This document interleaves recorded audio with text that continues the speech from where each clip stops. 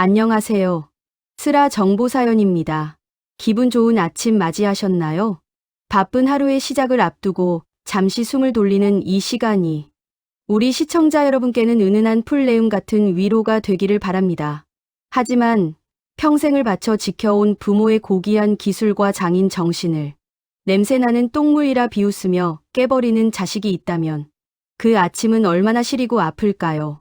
오늘 사연은 지리산 자락에서 40년 넘게 천연의 색을 빚어온 한 어머니의 이야기입니다.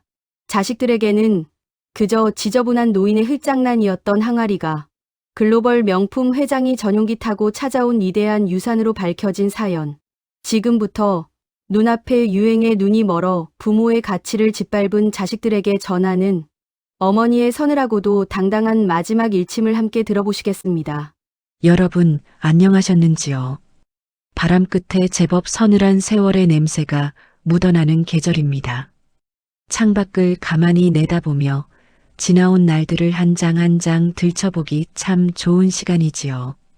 오늘은 지리산 깊은 자락에서 평생 쪽풀을 키우며 항아리 속에 푸른 하늘과 바다를 담아온 저 이옥순의 이야기를 조금 꺼내보려 합니다. 제 손을 가만히 내려다봅니다. 마디마디 굵어지고 거뭇거뭇한 쪽물이 깊게 배어들어 이제는 아무리 씻어내도 지워지지 않는 고단한 손. 우리네 어머니들의 손이 다 그렇지요. 자식들 입에 밥 들어가는 것만 보아도 배가 부르다며 굳은 일 마다하지 않고 흙바닥을 맨손으로 쓸어내며 살아온 훈장 같은 주름들 말입니다. 저는 평생 천연 염료를 숙성시키며 살았습니다. 자연이 허락한 빛깔을 얻기 위해 씨앗을 뿌리고 거두어 발효시키기를 수만 번. 그것은 그저 천에 색을 입히는 일이 아니라 기다림과 인내를 항아리 속에 켜켜이 쌓아가는 구도의 시간이었습니다. 맑은 날에는 햇살을 먹이고 비 오는 날에는 빗소리를 들려주며 곰삭은 제 항아리들은 저의 벗이자 스승이었으며 제 인생 그 자체였습니다. 우리가 젊은 시절엔 참으로 앞만 보고 달렸지요. 가난했던 고향을 떠나 어떻게든 번듯하게 살아보겠다고 내 자식만큼은 나처럼 고생시키지 않겠다고 뼈가 부서져라 일만 했습니다. 그렇게 세월은 물 흐르듯 흘러 어느덧 머리엔 하얀 서리가 내리고 문득 뒤를 돌아보니 헛헛한 마음만 덩그러니 남은 것 같아 가슴 한구석이 시려올 때가 있습니다. 평생을 바쳐 지켜온 제 쪽빛 항아리가 제 아들의 눈에는 그저 냄새나고 치워버려야 할 구시대의 찌꺼기로 보였던 것처럼 말입니다. 자식이 둥지를 틀고 나간 자리는 언제나 넓고 적막하지요. 잘 자라 서울에서 제법 큰 패션 브랜드를 운영한다는 아들은 저의 유일한 자랑이었습니다. 아들 녀석이 밥은 잘 챙겨 먹는지, 타지에서 행여나 기죽지는 않는지, 제 몸 아픈 줄도 모르고 뒷바라지했던 시간들이 주마등처럼 스쳐갑니다. 남편을 먼저 떠나보내고 홀로 남아 적적해하는 저를 아들은 기어코 서울 집으로 모셨습니다. 남들이 보기엔 참으로 효자이지요. 하지만 서울에서의 삶은 제게 꼭 맞지 않는 옷을 입은 것처럼 숨이 막혔습니다. 번쩍거리는 대리석 바닥에 행여 얼룩이라도 질까 뒤꿈치를 들고 걸어야 했고 하루 종일 아무도 없는 텅 빈 거실에서 째깍거리는 시계 소리만 듣고 있노라면 나라는 존재가 세상에서 둥둥 떠다니는 먼지처럼 느껴지곤 했습니다. 중년이 지나 노년에 접어들며 느끼는 고독이란 단순히 곁에 사람이 없어서가 아니라 내 삶의 방식과 가치가 더 이상 세상에서 쓸모없어진 것만 같은 그 지독한 소외감에서 오는 것이겠지요. 그래서 저는 아파트 베란다 한 구석에 작은 항아리들을 들여놓았습니다. 고향 지리산의 바람을 잊지 않으려고 나상실의 존재 이유를 잃지 않으려고 틈만 나면 쪽풀을 지식이고 염료를 숙성시켰습니다. 퀴퀴한 냄새가 나고 손이 많이 가는 작업이었지만 그 냄새는 제게 생명이었고 위안이었습니다. 하지만 어느 날 저녁 피곤한 얼굴로 퇴근한 아들은 베란다를 보며 미간을 찌푸렸습니다. 엄마, 이 썩은 물 좀 다 안 치워요? 아들의 그 한마디가 제 가슴에 비수처럼 날아와 꽂혔습니다. 평생을 바쳐 자식을 키워냈건만 자식과 나 사이에는 언제부터 이토록 깊고 차가운 강이 흐르게 된 것일까요? 서운함에 목이 메었지만 저는 그저 말없이 굽은 등을 더 숙일 수밖에 없었습니다. 엄마, 요즘 누가 이런 촌스러운 옷을 입어? 집안에 이 쾌쾌한 냄새 어떡할 거야? 이 항아리들 다 썩은 물이니까 내가 오늘 다 깨버릴 거야. 제발 세련되게 좀 살자고. 아들의 고함 소리가 거실을 울리던 그날을 저는 평생 잊지 못합니다. 쨍그랑 둔탁한 파열음과 함께 항아리가 산산조각이 났습니다. 제가 10년이 넘는 세월 동안 밤잠을 설쳐가며 온도를 맞추고 제 숨결을 불어넣어 발효시켰던 그 천연 쪽빛 염료단지가 아들의 망치질 한 번에 무참히 부서져 내렸습니다. 검푸른 액체가 바닥을 적시며 흘러갔습니다. 아들은 그것을 냄새나는 똥물이라 불렀지요. 하지만 그것은 오물이 아니었습니다. 그것은 전 세계 어디에서도 찾을 수 없는 수천 번의 실패 끝에 겨우 얻어낸 고귀하고도 신비로운 푸른 빛의 비밀이었습니다. 제 살점과도 같은 항아리가 깨지던 순간 제 억장이 무너져 내리는 소리도 함께 들렸습니다. 여러분, 자식에게 부정당하는 부모의 마음이 어떤 것인지 아시는지요? 온몸에 뼈가 녹아내리도록 희생하며 키웠건만 자식의 눈에 비친 늙은 어미는 그저 시대에 뒤처진 냄새나고 고집불통인 쓸모없는 노인일 뿐이었습니다. 깨진 파편들을 맨손으로 부여잡으며 뚝뚝 눈물을 흘리던 그 시간. 손가락이 베어 피가 나는 줄도 모르고 쏟아진 물을 쓸어 담으려 했던 것은 그것이 단순한 염료가 아니라 제 평생의 자존심이자 제 삶의 궤적이었기 때문입니다. 하지만 아들은 그런 저를 뒤로 한 채 거칠게 방문을 닫고 들어가 버렸습니다. 밤새 깨진 옹기 조각들을 어루만지며 참으로 많은 생각을 했습니다. 우리의 삶도 이 쪽빛 염색과 다르지 않습니다. 처음 풀을 베어 물에 담그면 그저 누르스름하고 썩은 냄새가 나는 볼품없는 물이 됩니다. 거기에 석회를 넣고 잿물을 내어 쉼없이 저어주어야 비로소 거품이 일지요. 그것을 또 항아리에 담아 따뜻한 아랫목에서 한 달, 두 달, 어떨 때는 몇 년을 묵혀야 합니다. 곰삭고 썩어 문드러지는 그 끔찍한 인고의 시간을 견뎌내야만 마침내 천을 담갔을 때 하늘의 색도 아니고 바다의 색도 아닌 사람의 영혼을 울리는 맑고 깊은 푸른빛을 토해내는 것입니다. 우리의 인생살이도 그렇지 않습니까? 자식을 낳아 기르고 남편과 아내로 부대끼며 살아가면서 우리 속은 얼마나 많이 썩어 문드러졌습니까? 때로는 화병이 치밀어 오르고 때로는 눈물로 밤을 지새우며 내 속을 새까맣게 태워버린 그 긴 세월들. 하지만 그 썩어가는 고통의 시간을 품고 삭혀냈기에 지금 우리의 얼굴에는 세상 그 무엇과도 바꿀 수 없는 삶의 깊고 푸른 무늬가 새겨져 있는 것입니다. 아들은 현대의 빠르고 화려한 것들만 보며 살아왔기에 이 깊은 기다림의 가치를 알 턱이 없었겠지요. 버튼 하나만 누르면 모든 것이 해결되는 세상에서 늙은 어미의 미련한 기다림이 얼마나 답답했을까요? 저는 원망하는 마음을 조용히 내려놓았습니다. 그저 세월의 흐름 속에 내가 설 자리가 좁아졌음을, 이제는 조금씩 내 손에 쥔 것들을 비워내야 할 때가 왔음을 서글프게 받아들여야만 했지요. 그 무렵 아들의 회사는 큰 위기를 맞고 있었습니다. 해외의 아주 유명한 명품 그룹과의 협업 프로젝트를 따내기 위해 회사의 사활을 걸고 있었지요. 그 콧대 높은 프랑스 바이어들이 내건 조건은 단 하나였습니다. 현대 기술로는 도저히 재현할 수 없는 동양의 신비롭고 깊은 색을 찾아내라는 것이었습니다. 아들은 전국의 유명하다는 대학 교수들을 찾아가고 네로라 하는 화학 연구원들을 고용해 수억 원의 돈을 쏟아부었습니다. 컴퓨터로 온갖 배합을 맞추고 최첨단 기계로 색을 뽑아냈지요.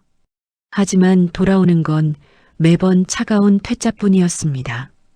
기계로 찍어낸 죽은 색입니다. 혼이 없어요. 바이어들의 냉정한 평가에 아들은 점점 피가 말라갔습니다. 어머니, 이번 프로젝트 망하면 우리 집 진짜 길바닥에 나앉아야 해요. 직원들 월급도 못 주게 생겼다고요. 초조함에 밤잠을 설치고 소파에 쓰러져 앓는 아들을 보며 제 마음은 갈기갈기 찢어졌습니다. 부모란 그런 존재인가 봅니다. 내 가슴에 대못을 박은 자식이라 할지라도 그 자식이 세상의 벽에 부딪혀 피 흘리는 모습을 보면 내 살을 베어서라도 그 아픔을 막아주고 싶은 그 어리석은 사랑. 하지만 제가 도와줄 수 있는 것은 없었습니다. 어머니는 패션의 패자도 모르시잖아요. 가만히 계시는 게 도와주는 겁니다. 아들의 눈에 저는 여전히 무지하고 답답한 노인이었으니까요.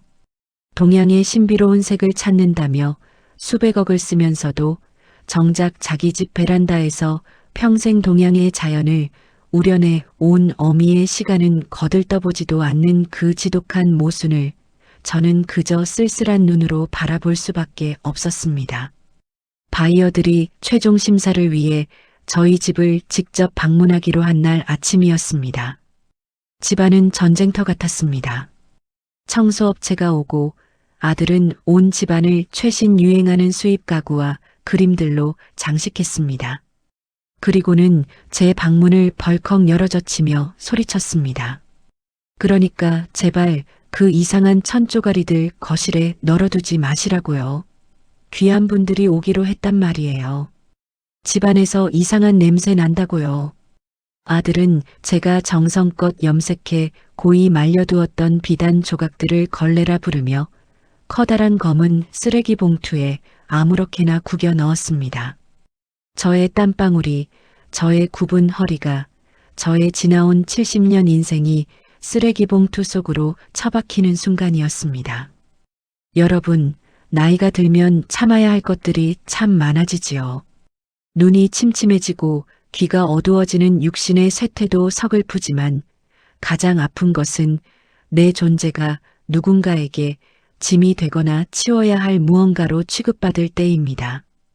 내가 평생 소중하게 여겨온 가치들이 한낱 낡은 폐기물로 버려질 때의 그 참담함. 우리 중년과 노년의 가슴 깊은 곳에는 다들 그런 멍자국 하나쯤은 품고 살지 않으십니까? 하지만 저는 화를 내지 않았습니다. 그저 고개를 끄덕이며 뒷걸음질을 쳤지요. 그래, 비우자. 내 욕심이 과했구나.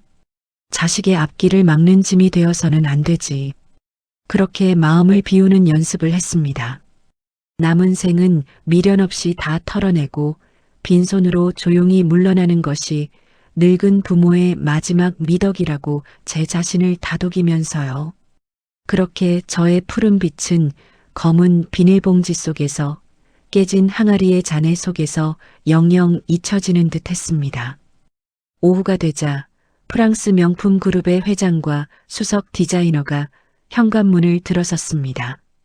꼿꼿한 자세와 날카로운 눈빛, 그들은 거실 중앙에 앉아 아들이 준비한 수십 장의 최첨단 원단들을 살펴보기 시작했습니다.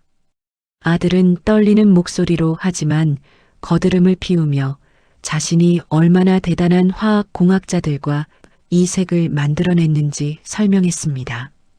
화려하고 번쩍거리는 원단들이 테이블 위를 수놓았지요. 그러나 심사를 하던 회장의 표정은 점점 굳어졌습니다. 원단을 만져보던 손을 거두고 그는 차갑고 무표정한 얼굴로 고개를 가로저었습니다. 미스터리. 이건 어디에나 있는 흔한 색이군요. 그저 화학약품이 만들어낸 플라스틱 같은 색입니다. 우리가 원한 건 생명이 숨쉬는 동양의 깊이였어요. 정말 실망입니다. 통역사의 말이 끝나기도 전에 아들의 얼굴은 사색이 되었습니다. 수년간의 노력과 전 재산이 물거품이 되는 절망적인 순간이었지요. 무거운 정적이 거실을 짓눌렀습니다. 그런데 그때였습니다. 답답한 공기를 환기하려 살짝 열어둔 베란다 문틈으로 한 줄기 맑은 오후의 햇살이 쏟아져 들어왔습니다. 그리고 그 햇살은 며칠 전 아들이 깨뜨려버린 항아리 파편들 사이 타일 틈새에 미처 닦이지 못하고 고여있던 짙은 푸른색 액체를 비추었습니다. 가방을 챙겨 일어나려던 회장의 시선이 그곳에 멈추었습니다. 그의 파란 눈동자가 미세하게 떨리기 시작했습니다. 그는 뭔가에 홀린 사람처럼 수행원들을 밀치고 베란다로 달려갔습니다. 고급 정장 바지에 먼지가 묻는 것도 아랑곳하지 않고 그 차가운 타일 바닥에 털썩 무릎을 꿇은 채 그 궁덩이에 고인 푸른 액체를 조심스레 손가락으로 찍어 올렸습니다. 세상에, 오 마이 갓, 이겁니다. 이 색이에요. 조용하던 거실에 회장의 격앙된 목소리가 울려 퍼졌습니다. 그는 손가락 끝에 묻어나는 푸른 액체를 코에 대고 냄새를 맡더니 이내 경이로움에 찬 눈물마저 글썽였습니다. 이건 기계가 낼 수 없는 색입니다. 2000년 전 동양의 고문원에만 존재한다던 하늘과 바다와 인간의 숨결이 하나로 섞여야만 나온다는 그 천상의 푸른빛입니다. 대체 이 위대한 빛깔을 낸 장인이 누구입니까? 그의 외침에 거실에 있던 모든 사람들의 숨이 멎는 듯 했습니다. 당황한 아들이 말을 더듬으며 나섰습니다. 회장님. 그건 며칠 전 저희 어머니가 실수로 항아리를 깨뜨려서 엎질러진 오물입니다. 냄새나는 더러운 물이니 빨리 손 닦으시지요. 아들의 입에서 오물이라는 단어가 나오는 순간 회장의 눈빛이 분노로 번뜩였습니다. 그는 아들을 거칠게 밀쳐내고는 구석방 문틈 사이로 묵묵히 젖은 비단을 정리하고 있던 저를 발견했습니다. 그리고는 저에게 성큼성큼 다가와 마치 한 나라의 국왕을 대하듯 한쪽 무릎을 꿇고 제 거친 두 손을 부여잡았습니다. 그리고 통역사를 통해 이렇게 말했지요. 마담, 당신의 이 거친 손이 이 세상에서 가장 위대한 마법을 부렸습니다. 당신은 전 세계 패션계가 사활을 걸고 찾아 헤매던 보물 중의 보물입니다. 여러분, 그 순간 제 가슴 깊은 곳에서 뜨거운 덩어리 하나가 왈칵 치밀어 올랐습니다. 냄새난다고 구박받고 쓸모없다며 쓰레기 취급을 받던 제 70년 인생이 지구 반대편에서 온 이방인의 무릎 꿇은 경애 속에서 완벽하게 보상받는 순간이었습니다. 주책맞게도 굵은 눈물이 제 깊은 주름을 타고 하염없이 흘러내렸습니다. 그것은 서러움의 눈물이 아니라 살아온 날들에 대한 눈부신 긍정의 눈물이었습니다. 회장은 그 자리에서 제게 100억 원 규모의 독점 기술 전수 계약을 제안했습니다. 그리고 프랑스 본사의 명예수석 장인이라는 직위까지 약속했지요. 뒤늦게 도착한 며느리와 아들은 그 어마어마한 금액과 대우에 석상처럼 굳어버렸습니다. 자신들이 냄새나는 쓰레기라며 버렸던 제 삶의 조각들이 사실은 수백억의 가치를 지닌 세계 최고의 보물이었음을 그제야 깨달은 것입니다. 계약의 주체가 아들의 회사가 아니라 온전히 이옥순 저 개인이라는 사실에 아들의 회사는 완전히 배제되었습니다. 파산 위기에 처한 아들이 다급히 제 발등을 붙잡고 매달렸습니다. 엄마, 어머니, 제가 잘못했어요. 제가 눈이 멀어서 몰라봤어요. 엄마, 그 항아리들 제가 최고급으로 수백 개 다시 다 사드릴게요. 제발 저 회장님이랑 잘 말해서 우리 회사랑 계약하게 해주세요. 네. 엄마 아들 죽는 꼴 보고 싶으세요? 과거의 저였다면 아들의 그 뻔한 눈물에 또다시 마음이 흔들려 모든 것을 내어주었을지 모릅니다. 우리네 부모들이 다 그렇게 바보같이 살아왔으니까요. 하지만 저는 아들의 손을 조용히 그러나 단호하게 뿌리쳤습니다. 그리고 아주 차갑고 차분하게 말했습니다. 얘야, 자연의 색은 기다림을 모르는 자에겐 절대로 제 빛깔을 허락하지 않는단다. 내가 내 소중한 항아리를 더럽다며 망치로 깨뜨렸을 때 내 가슴 속에 있던 너와 나 사이에 그 끈질긴 미련도 인연도 함께 깨져버렸단다. 엄마, 내 빛깔이 똥물이었다면 진짜 가치를 알아보지 못한 내 안목은 그 오물만도 못한 것이다. 핏줄이라는 이유만으로 서로에게 함부로 상처를 내는 일 나는 이제 그만하련다. 내 기술과 내 삶의 무게는 이 가치를 진정으로 알아주는 이들의 자산으로 남길 것이다. 그것은 자식에 대한 복수가 아니었습니다. 그것은 비로소 제 자신을 오롯이 사랑하게 된 한 늙은 여인의 뼈아프고도 당당한 홀로서기 선언이었습니다. 저는 그날로 미련 없이 아들의 집을 나왔습니다. 프랑스 명품 그룹과의 협업이 무산된 아들의 회사는 결국 파산 절차를 밟았다고 들었습니다. 부모의 마음으로 가슴 한편이 아리긴 했으나 눈앞의 화려함만 쫓으며 기본을 망각한 자가 치러야 할 뼈아픈 인생의 수업료라 여겼습니다. 저는 지금 프랑스 본사의 후원과 국가의 지원을 받아 지리산 자락에 넓은 전통 염색 연구소를 차렸습니다. 젊은 청년들이 제 거친 손을 스승 삼아 냄새나는 쪽풀을 만지며 자연의 이치를 배우고 있지요. 저는 대한민국을 대표하는 세계 거장으로 불리며 매년 파리에서 열리는 패션쇼의 가장 앞자리에 초대를 받곤 합니다. 사랑하는 여러분, 화면 너머로 제 이야기를 듣고 계신 여러분께 마지막으로 이 말씀을 꼭 드리고 싶습니다. 나이가 든다는 것은 결코 세상의 뒤안길로 밀려나 초라해지는 것이 아닙니다. 청춘의 그 눈부시고 화려했던 원색의 빛깔이 시간이 지나 퇴색하는 것이 아니라 수백 번의 시련과 눈물 속에 발효되어 세상 그 어떤 기계도 흉내낼 수 없는 나만의 깊고 신비로운 색으로 곰사가가는 과정입니다. 그러니 거울 앞에 깊게 파인 주름을 슬퍼하지 마십시오. 자식이 내 마음을 몰라준다 하여 밤새워 울지도 마십시오. 남들이 내 삶을 몰라본다 해도 여러분 각자의 항아리 속에는 이미 세상에서 가장 아름다운 보물이 영롱하게 빛나고 있습니다. 묵묵히 지켜온 우리네 전통과 삶의 무게가 얼마나 거대하고 위대한지 저는 제 쪽빛으로 증명해 보였습니다. 이제는 여러분이 여러분만의 깊고 맑은 빛깔로 이 세상을 아름답게 물들일 차례입니다. 기다림을 아는 당신의 색이 세상에서 가장 귀합니다. 부디 그 빛깔을 잃지 마시고 오늘도 평안하고 눈부신 하루를 보내시길 바랍니다. 지리산의 푸른 바람을 담아 긴 이야기 이만 줄이겠습니다. 참으로 고맙습니다.